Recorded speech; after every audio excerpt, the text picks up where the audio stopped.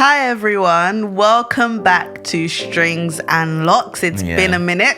It's been more than a minute. As you guys can hear in the background, our son is probably saying hi to everyone.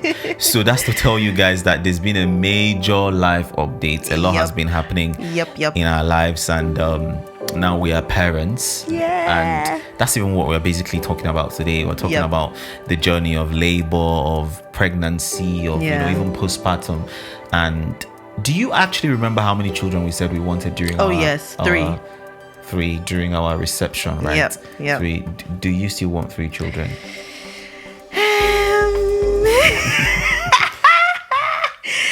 Maybe ask me in when he's 1 year old. Ask me again. Okay, cool.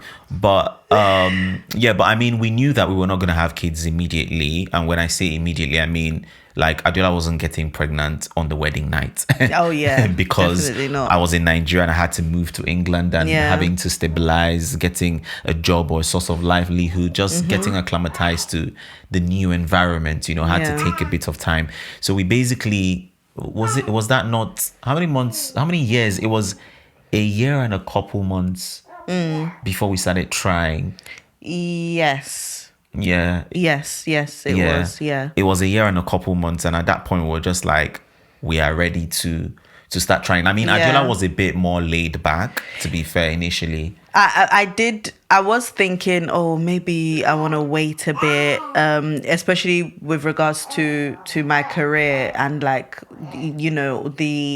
professional exams and stuff. So I was like, should we wait a bit? But then I think what really made me very accepting of the idea and of actually trying was there was a time that I was sleeping and I heard the Holy Spirit dropped a name in my spirit.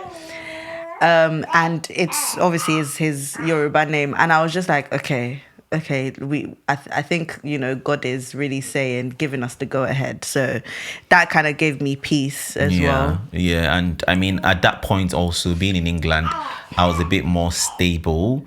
And what I mean by stable, a bit of the culture. I'm a bit used to the fact that, if you start applying for jobs today, you probably are getting the job after 90 days, the wait period is quite crazy. Yeah. Wow. Our son is really excited, but you guys would have to bear with us and just listen to his beautiful cooing and blabbing and singing. But and I was so glad when we started trying. But one thing that really shocked me was that as a single person, you just think that immediately you get married and you do the do. That is very easy. You just enter. Yeah, you just have it's not kids. like that. So let me be real to you. There were times that I started talking to my doctor friends. Well, I mean, obviously, at some point, I'm like, what's happening? How I actually started becoming a bit worried after 2-3 months. And at every end of the month, I'm like, oh, babe, have you seen your period? She would say no. I'll be very, very happy. And then one day she would just walk in and she's like, oh, my period came. And I'm like, God. It was always frustrating me. Yeah. So there was even a point we thought that you were pregnant, but you weren't pregnant. Do you remember? Wait, when was that? Remind me. I think you were spotting or something. Oh, yeah, and we thought it was even a miscarriage. I mean, But, actually. But we actually found out that you were pregnant when we came back from Adeola's mom's burial. Yeah, so even delving into that was such a bittersweet moment because we started trying before my mom passed away, but then when we found out we were pregnant, she was no longer here. So I it was really hard for me to be excited initially.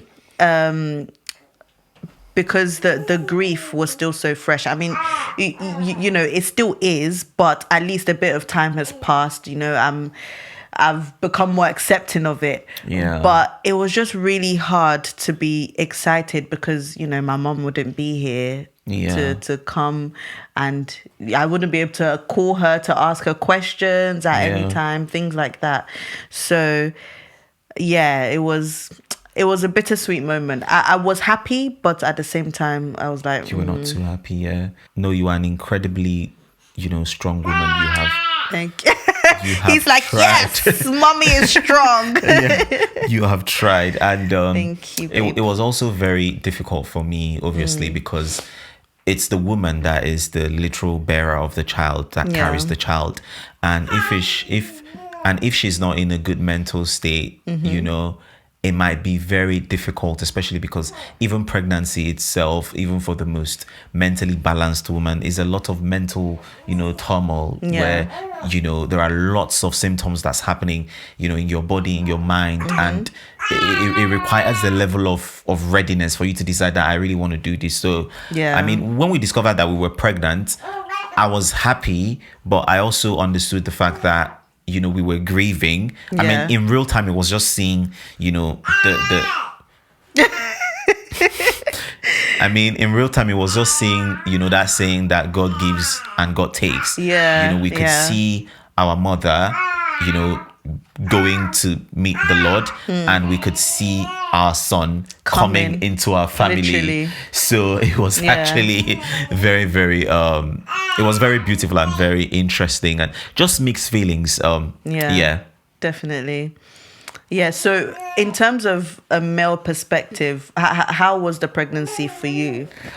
I'd say that the pregnancy was very new to me, because obviously nobody prepares you for the realities of having a child as a boy. As a man. And, you know, in our culture, prevalently in Africa, fathers are not that involved, you know, in that level or during that time. I don't think it's because they are evil. I just think that's just what they know. That's just what they know. And, you know, they really don't know how to be present, and you know, and because they just think it's the woman's business. I mean, it's her body, so what can we do? You know, let's just be there for her when it's 9 months. You know, she goes to the hospital, and a lot of them don't even enter the hospital, labor and delivery room.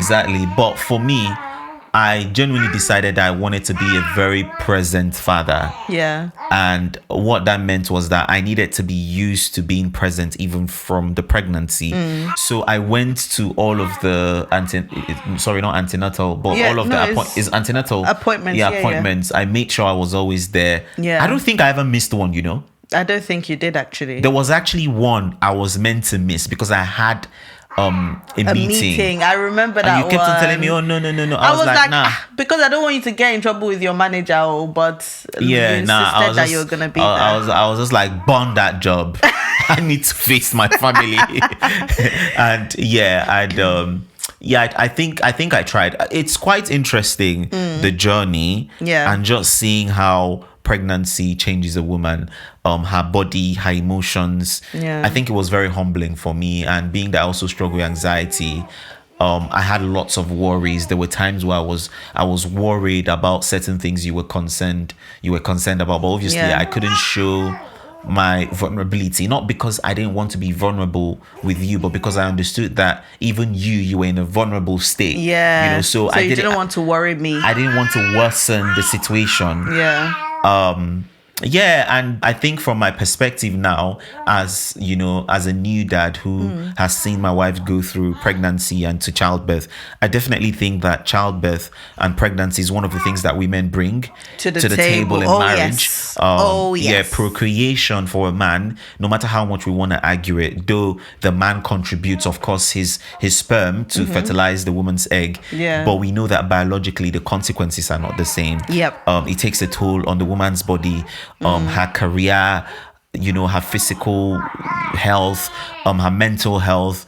So it's actually a lot of work. It made me appreciate you more. And just seeing my little Adeola that I got married to, you know, when she had a very big head. My God. Now she looks really, you know, she's a mother, and you know, she's carrying this child, and just seeing, you know, the process of you becoming a mother, it's just beautiful to see. It feels like it was 10 years ago we got married, because it feels like there's a lot that's really happened. And obviously the pregnancy was quite eventful.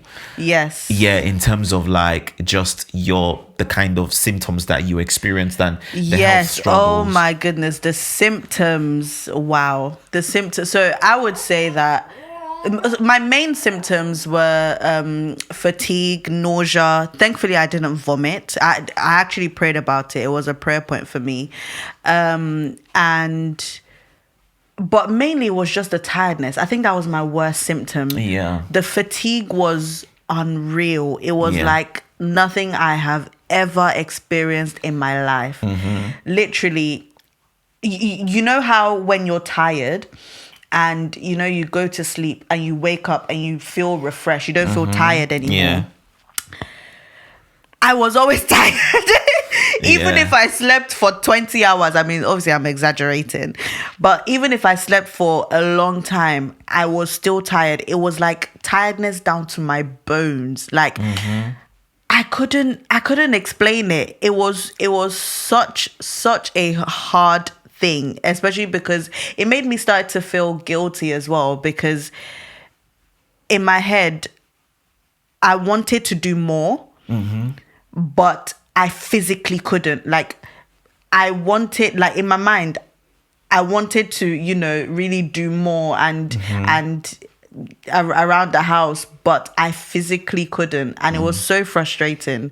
So frustrating. Yeah, I think when I saw you tired, and I'm saying this on a light note, by the way, I mean, Adeola has always been tired. Right from when we got married, this was a different she has always been tired, babe. So when she said, oh, you know, I'm so tired, in my head I was just like this is not the kind of tiredness I can contest. Even if I wanted to contest the tiredness pre-pregnancy, I could say, oh gosh, like, I don't like what you're doing. But now I don't even have that opportunity to say I don't like what you're doing. I think when you were tired also, I actually proposed in my heart that I was just going to take over like a lot of the things with like doing in the house. But were there times when you didn't believe me or you thought I was exaggerating the symptom? Honestly, yes. There were times I felt like you were exaggerating. Not because I felt like you were not tired, but because I just felt like, I mean, we're humans. Sometimes we want to take more advantage, isn't it? Sometimes you want to, even if you are tired by like 50%, you can say, oh, I feel like I want to die. So do you get what I'm saying? So yeah, but I don't think I ever really think that you were lying. I just thought that sometimes, and then honestly, the way I dismissed those thoughts was just like, there is no way for me to know. So there is no need for me to plant doubt in my heart. And at the end of the day, you are carrying a child. So I just need to understand that. And I thank God that, you know, I've grown to be very domesticated. So I think all through the pregnancy, I cooked. Yeah, you did. And I was really grateful for that, because otherwise we would have just been eaten out, because I literally lacked the energy. I lacked the energy to do anything. Yeah, all through the pregnancy. And then even we had to move houses, and I was very, moving houses was crazy. That one actually got to me. Yeah. You know, doing all of the packing myself.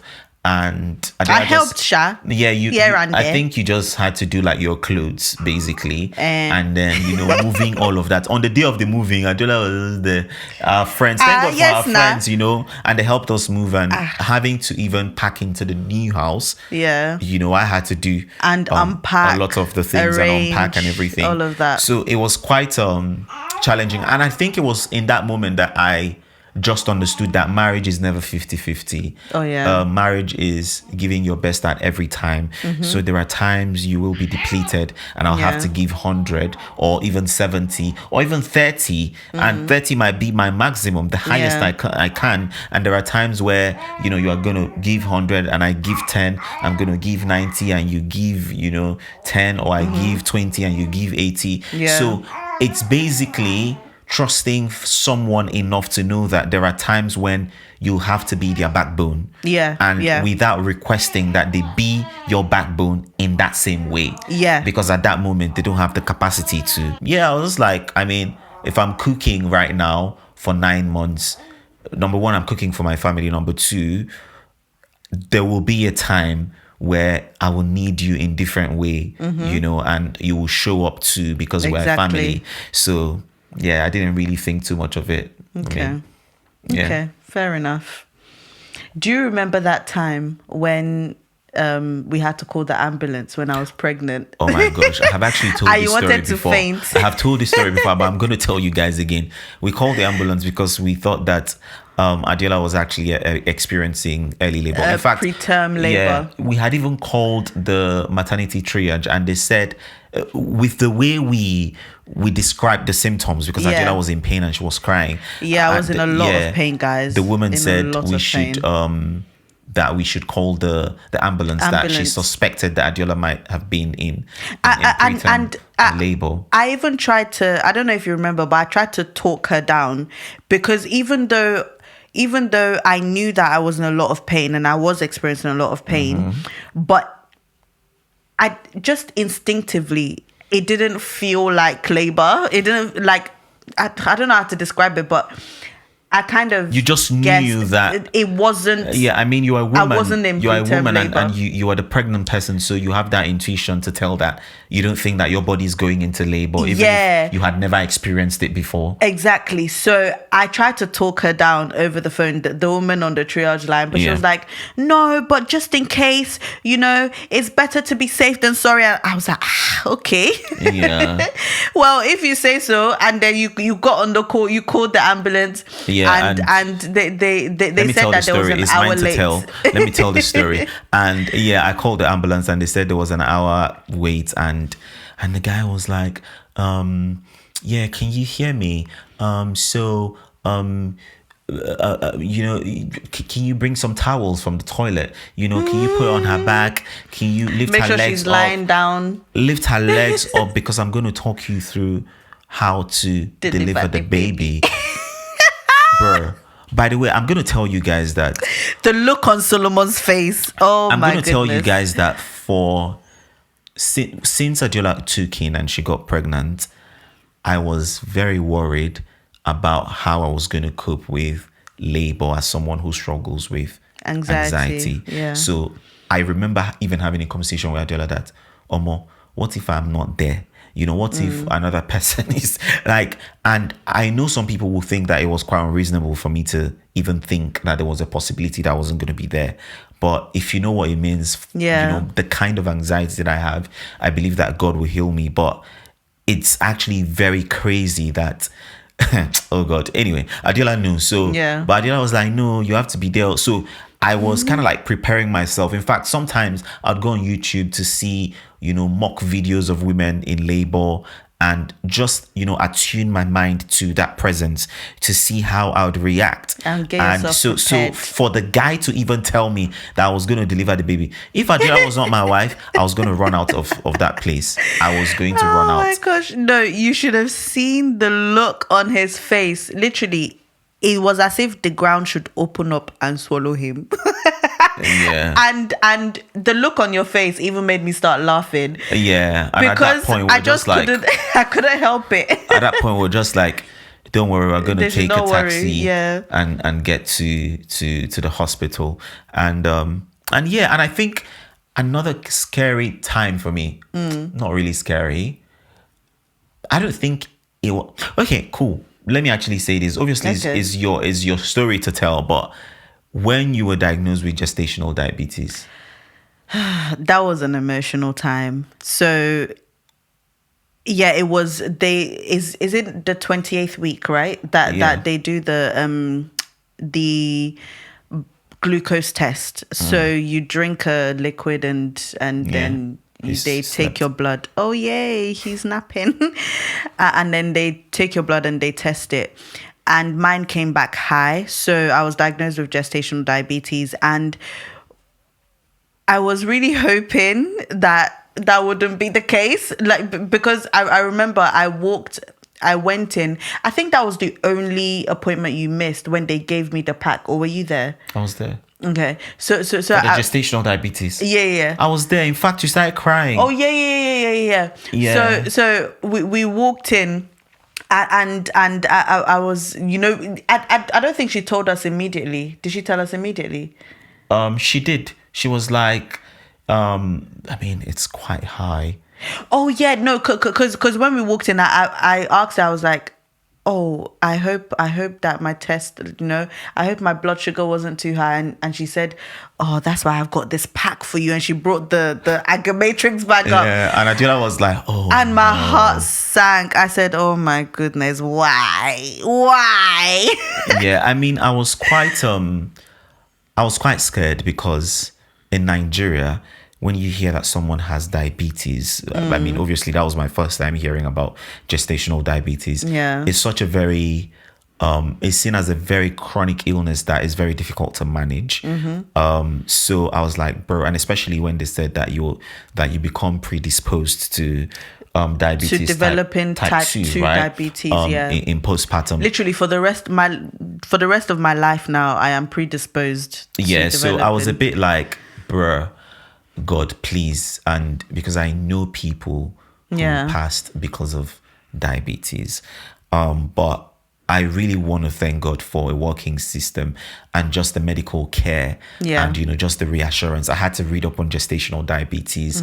Or it's possible to be controlled. Yes, a lot of women, get better immediately after the placenta is out of them. And So for a lot of women, it actually goes away after they give birth. And that's what happened with me as well, which I thank God for. And as a man, I was just like, what can I do? Because obviously Adeola was really down on morale. I remember that day. Was it that day? Immediately I came back. I was telling you, don't worry. I came back. I went to the market. I bought sea bass. I bought fish. I came back. I said, we're going to do this protein diet. Change my old diet. Yeah, I was like, don't worry. We'll do this protein thing together. I bought steak, a couple of days like that. I prepared really nice steak. Adeola loved it, to be fair, at first. But she was like, God, no rice, no eba, no yam, no that. And I was like, But I was really sad, actually. I was a bit happy, and I'll tell you why.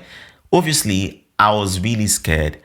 But at some point when I had gotten quite, acquainted with everything, I was like, thank God, this is even an opportunity for you to eat healthy. Yeah, but no, I was really sad, and I remember feeling very, very guilty as well, and just beating myself up like, was it something that I did?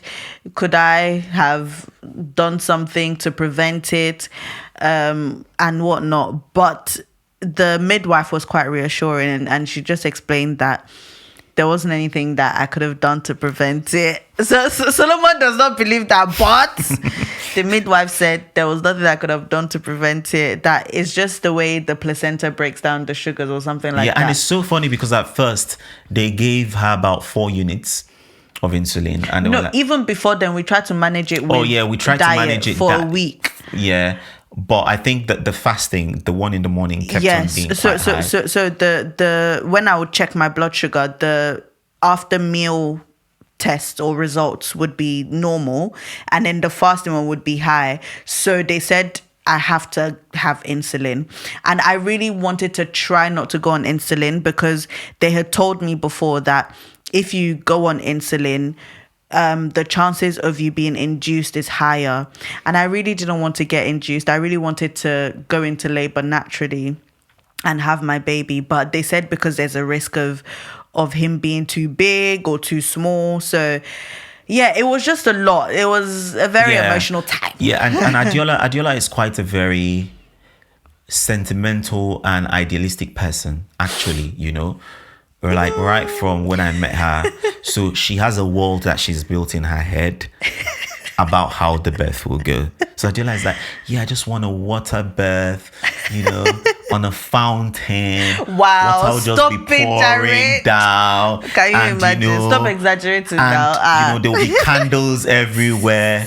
And Solomon will just be throwing roses into the bath, and then I'll just say, ooh, and my son will come out. But by the time the gestational diabetes result came out, when the midwife started talking, we just knew that the plan was skewed. They started just making us understand. I think I still held a bit of hope. I knew from when the gestational diabetes came out, but I didn't want to tell her. Yeah. I actually knew that the water belt was not going to happen. Like, there were times when would go for appointments, and when you bring it up, the way they talk about it, it's just like they are trying to manage your expectations, and you can But tell. the thing is, they tried, or they actually tried to make it happen for me, but unfortunately, it didn't happen. But I mean, just some of the things I did to support her, I made sure that, you know, I spearheaded us getting protein. Yeah. I actually joined her the times that, you know, we had the proteinous food and stuff. I joined her, so I didn't let her do it by herself, and I was eating something different. We're basically eating the same kind of food. But there were times when he would rub it in my face, though. Oh, when yeah. it would be like, especially when I couldn't drink juice. Oh my God. Yeah, so and it'd be like, some of us don't have diabetes. Just rub it into my face. I used to be like that, actually, but that was in my past. I was like, yeah, some of us don't have diabetes. Yes, we don't. But I'm just glad that it was managed well, and I'm glad that at some point Adeola got used to it, right? Yeah. And she got used to, you know, injecting the insulin. She got used to pricking herself to check her blood sugar, which is actually, it is such a chore when you think of it, that every time you're done eating, you need to prick yourself. 1 hour after. Yeah, 1 hour. So it was actually such a chore. And honestly, anyone who struggles with diabetes, like, you're trying, because honestly, that is not a routine that is easy to keep up with.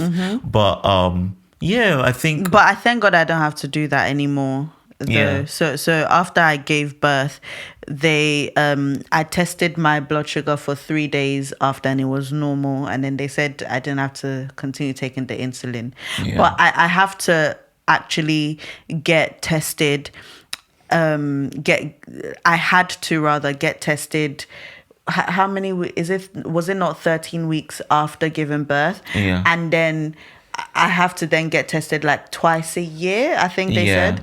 So for literally twice a year for the rest of my life, I have to get tested just to make sure that I am not developing type 2 diabetes. So and you know, the shocking thing was that I was actually very strong during your labor. Yes. I labored for a long time. Were you shocked? I was proud of you, but I didn't really notice. I was proud of you as an after the baby was here. I was like, you actually tried. Yeah. But in the moment, the pain was unreal. Can we talk about labor pain? And especially labor pain from like after you've been induced and injected with the artificial oxytocin. It is, my goodness. Adeola, you know, the fact that I felt like I wanted to the lose fact my that mind. you did not take an epidural for the oxytocin until you're actually very strong, bro. Like, it's the she glory, actually- the grace of she- the God. she rejected- What am I saying? It is the grace of God. Yeah, you rejected the oxytocin. No, epidural. Sorry, the epidural.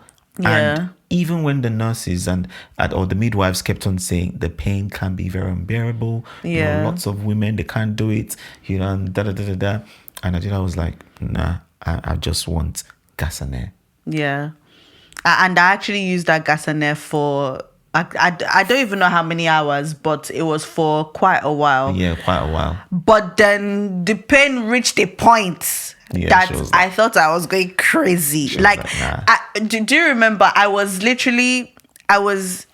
think I had just come back from the toilet, and I was trying to I had been sitting on my pregnancy ball, and I was trying to get on the bed, and I was literally frozen. Like, I was frozen like this on the edge of the bed because I couldn't move because of the pain. And I was like, okay, I need the epidural now, please. Yeah. God. Nah, you actually braved it. You really braved it. But I mean, we're very happy when our boy came, and you know, it was just so beautiful to experience. Cutting his, and I was crying, his umbilical cord and all of that stuff, and then getting home. But I think that a reality dawned on us when we got home postpartum. the fact that my mom is late and your mom had also passed. Yeah. And I mean, obviously, other family members came. Yeah, we had support amazing us. family Our members. friends and also friends. came. Church community were there for us. But Yeah. in that moment, I just remembered that my mom is really late. Like, it was so fresh to me. There were nights I actually teared up, I was like, if my mom was here, she would have been around. And I'm actually incredibly proud of how you handled being a first-time mom without an in-house support. Because obviously we had family that came, they stayed for maybe like a week. and two. and they left. Yeah. But for the majority of postpartum care, you did by yourself. And that is actually extraordinary. Yeah. Thank you. You are very, very, I feel strong. seen. God. Because I think for the man, you don't need a lot of guidance. Obviously you do, but it's the woman who needs a lot of guidance. And being a mother comes with a lot of anxiety. So it's beautiful when the mother that gave birth to you is actually there with you and is telling you, this is what I did. They might be wrong, and you might guide them. But you still have that comfort. Yeah, that comfort that there is of leaning on them. Yeah. And stuff. But I think even though obviously my mum wasn't here, your mum wasn't here, I thank God for the people that he's actually placed in our lives and that he surrounded us with, because even though they couldn't physically be here all the time, like, I still had people that I could call and message and ask questions to, like, and still kind of get that community. So I just thank God for that, like, really grateful to everyone. No, absolutely and how do you think that childbirth, having a child now and being new parents, how do you genuinely think that it's impacted our marriage? Be honest. I think that it has, I would say it has reduced the petty fights and arguments. Okay. Because we used to have some petty arguments that in my head I'm like, why are we even arguing about this? Yeah. But now that we have our son, like, there's just more important things. Yeah. There's more important things to talk about. There's more important things to focus on. But what do you think? I think that it has really improved our sense of teamwork. Maybe that's true Adeola too. is upstairs with baby, I'm downstairs cooking, or Adeola is cooking and I'm holding baby. Adeola wakes up in the night to breastfeed baby, and then he's like, can you burp him and change him? So there is that sense. I actually feel like we are closer now. Actually, yeah. And obviously we had a big fight maybe like 3 weeks into being parents, but I don't think that we fight as often as we used to. And what's funny is that we actually still have moments where we still fight, but it just doesn't escalate like it used to. And I feel like we have become a bit more tolerant, right? Like, there are times where there was a day me and Adeola, we went out and we went to the healthcare people, and right there, we're looking for our son's his changing mat, and I was like, oh, you didn't bring it. Adeola was very angry, like, why would you say you did not bring it? Yeah, because I'm like, it's both of our responsibility. And then right there, I was like, I told her, I said, okay, it's okay, but she kept on talking. I said, it is okay, people are here, it's okay. And then she had the last word. I kept quiet, and then when we got home, she was like, do you think it was necessary for you to tell me that that I didn't bring it? I mean, we are both in this together. If I didn't bring it, you would have brought it, remembered. or there was no need for you to say me. You would have just said us, blah blah blah blah blah blah. the thing is, we resolved that issue, but I still did not agree with some of the things she said. And I still didn't agree with some of the things he said. I genuinely just said, you know what? But we just let it go. Yeah, like, it's fine. Because it's not that deep at the end of the day. Let's just move on. And because also I now understand how much conflict and rift cannot just cause, trauma to you, but also to our son. So I'm in that constant place of, I need to take a bit more now because we have a child, and you also need to take a bit more. Yeah. So, and obviously with new parents, you are always very frustrated, tired, sleep deprived. So there are things that are going to get on your nerves. Yeah, and that can, obviously the sleep deprivation can escalate. Yeah, I know you didn't do I was going to use another exacerbate. Yeah, exacerbate. Yeah, you see, rubbish. Yeah, don't test me. But yeah, I think it's actually made us closer in a non-romantic way, but in a non-romantic way that is romantic. Like, it's actually very beautiful that I actually think we're even better friends now. Yes. Than before. Yes. Like now, 100%. we actually talk a bit more. Like, oh yeah. Oh, God, there's some sort of camaraderie. Yeah, that's Is that the right word?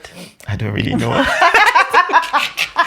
You know what? Yeah, I camaraderie, actually. You're camaraderie? Yeah. But am I correct in the meaning, in the use of the word? Oh, yeah. No, definitely. It's actually a sense of friendship and fellowship and community. Yeah. I actually think that we're closer friends now. Yeah. As compared to having our son. So yeah. It's definitely a good thing. And one of the things I prayed to God, honestly, we even prayed this prayer, was that, God, please let our son make us closer. Yes. Let our son that was part of actually, our prayer points. Be a healing point for us in different ways that, we may not have been doing well. And honestly, when I look at our son, I think it's worth just making the marriage work. Mm-hmm. Yeah. When I look at him, and I know the real-time consequences of a child coming from a broken home, right? Yeah. It just motivates you just want to put more effort into making sure that we are together and that we are our foundation is solid. Yeah, obviously there are people who are not able to have children, and I really empathize with people like that. But there is this saying that a child makes the marriage real, or there is a way it's said in the Igbo language. I can't remember, but yeah, you just know that I cannot wake up one day and just get out. There is a lot to now think of, and though our marriage is not abusive, but I understand when people stay in abusive marriages because of their children. Now I get the reality.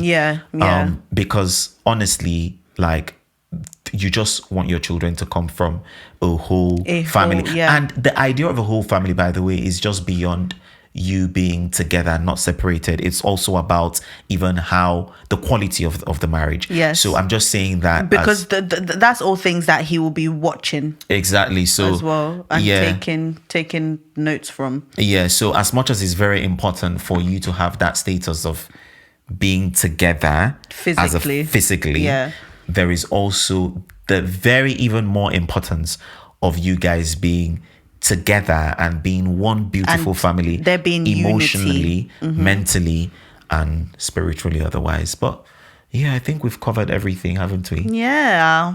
So that's us. That's where we are. Yeah. If you actually listened up to this point, you are the real G. And God will give you 50 children.